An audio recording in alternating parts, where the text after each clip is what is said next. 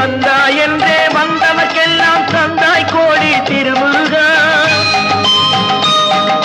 சிந்தாமணியே செவ்வே உன்னை கண்டது போதும் வடிவழகா.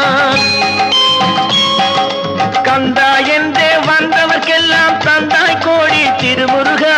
சிந்தாமணியே செவ்வே உன்னை கண்டது போதும் வடிவழகா. அடியவர்க்கு ஒரு விருந்தே